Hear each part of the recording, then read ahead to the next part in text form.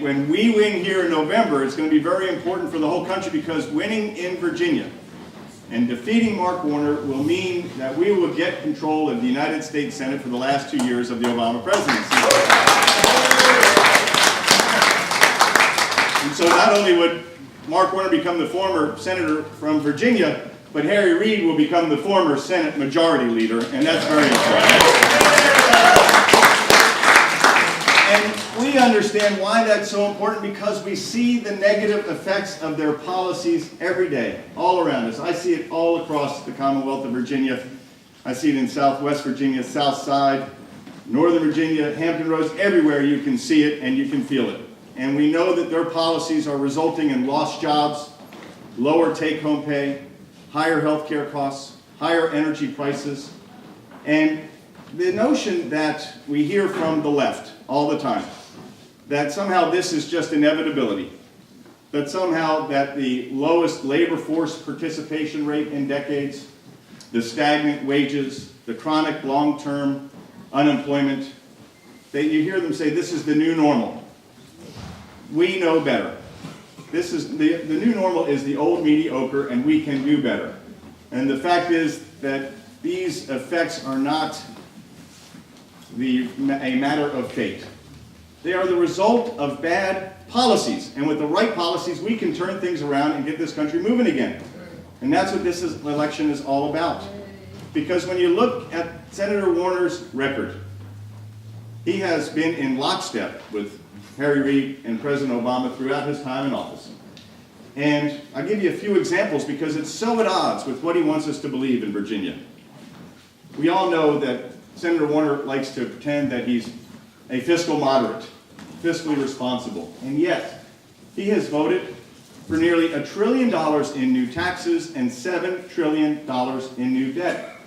He voted for that failed stimulus package. You remember that? And then they laughed about it and said, oh, well, it wasn't as shovel-ready as we thought.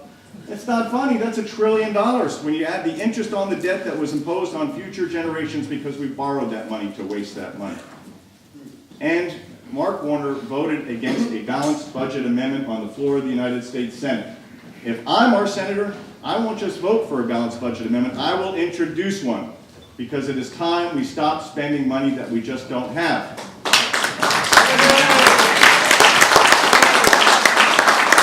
And I know it can be done, because I worked as a top congressional aide when we balanced the budget for the first time in 25 years. Balanced for 3 years in a row, began to pay down our debt. We can do it. It's a matter of the right leadership and the right priorities. We also know that Senator Warner likes to pretend that he is a pro-business Democrat, when in fact, if you look at his rating, for example, from the U.S. Chamber of Commerce in the last Congress, it was a 38%. When you look at his rating from the National Federation of Independent Business, the NFIB, last session of Congress, 38%. That's like an F-. It's awful.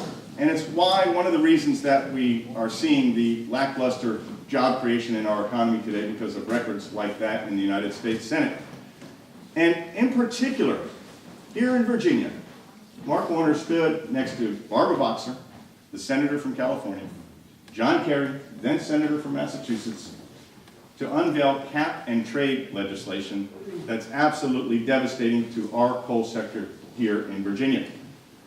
Now, I promise you, I will stand up for our miners in the United States Senate, and I have always opposed cap and trade, and we will fight cap and trade policies and carbon tax policies that kill jobs.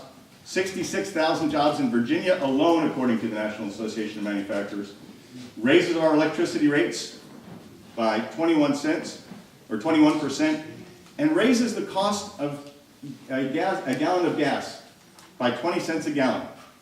Now, gas is already too high as a result of the policies out of Washington, D.C. In fact, when Mark Warner took office, you could fill a 15-gallon tank for $28. Today, it takes over $50 to fill that tank. And most of us don't fill our tank. We put down $10 or $20, and we squeeze out as much as we can from the pump. And when Mark Warner took office, you could get 10.5 gallons for that $20. And today, it's less than 6. And that's one of the reasons people are feeling squeezed. The lower wages, the lost jobs, the higher energy prices, and the higher health care prices. And we also know that Senator Warner likes to say that he is an independent voice for us in Washington, D.C. But in fact, he has voted with President Obama and Harry Reid 97% of the time since taking office. 97%. And I can't find the 3% where he didn't, by the way. If anybody knows where it is, please let me know, because on every major issue, he has been there, down the line, voting with President Obama and Harry Reid. He has been a rubber stamp for President Obama as our senator. If I'm our senator, I will put a check on President Obama and his policies.